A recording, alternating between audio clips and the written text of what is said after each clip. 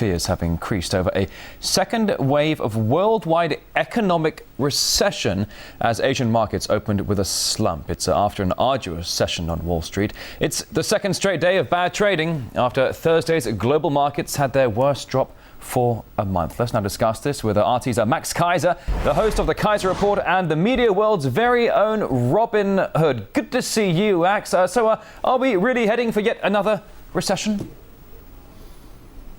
Well, it's that group on Wall Street, Occupy Wall Street. They are demanding a regime change, and if their demands aren't met, there's going to be more crashes on Wall Street. It's quite obvious. All right, Max, well, let's talk about one of the issues here. We have been hearing from the BRICS countries that have said that they would try and do everything they can to help America and Europe, who are struggling with debt here. Some say it's the BRICS motives or getting some sort of foothold in the IMF. Your thoughts on that?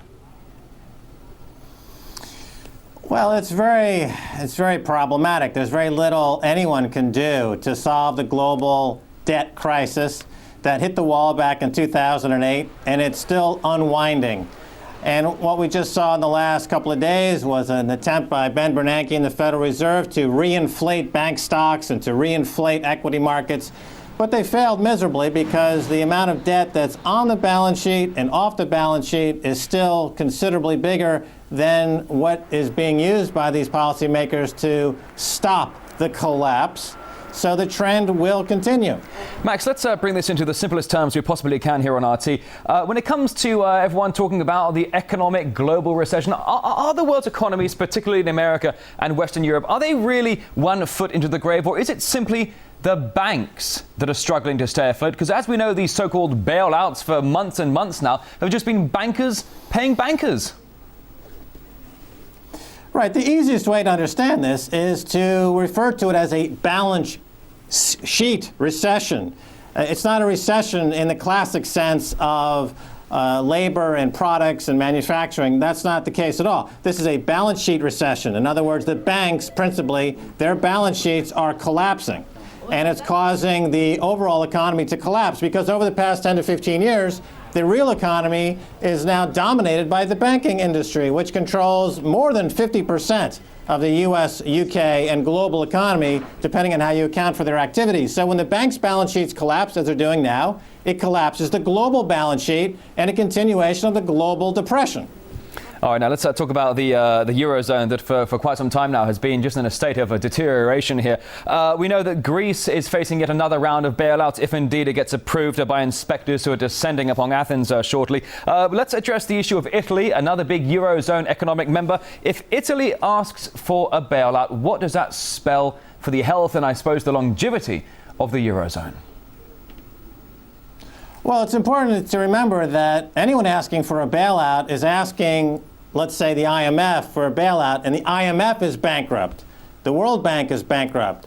All they do is float more debt to pay off these local countries' debt. It's a huge debt Ponzi scheme. It's a huge debt pyramid scheme. Nobody has the equity to cover the debt. And if country after country defaults in a serial fashion, let's say Greece defaults, then Italy defaults, this is the worst possible outcome because it'll cause the most global market chaos. There needs to be a global concerted effort to balance everyone's books and to recalibrate the global currency markets at one time, as they did after World War II with Bretton Woods. There needs to be a new Bretton Woods-style global conference to write off all the bad debt that will never be paid, to recalibrate currencies, and to restart the global economy. There's no political will for that, however, because the bankers would lose, and the bankers control the agenda of the politicians. Well, Max, let's talk about that. You mentioned the need for a global concerted effort to ultimately restructure the financial system of the world. But at the end of the day, isn't it the heart of the banking system that is corrupt and needs to be totally restructured and some sort of major heart surgery taking place here? This is what I've been saying for years now, and anyone who puts this debate in terms of whether they need to be pro-Keynesian or pro-austerity is missing the point. The point is that without banking reform, without locking up the corrupt bankers, there will be no forward progress, and this enormous debt burden will continue to cause wide-scale poverty and economic chaos throughout the world. All right, RT's Max Keiser there, host of the Keiser Report, live from Paris. Many thanks indeed.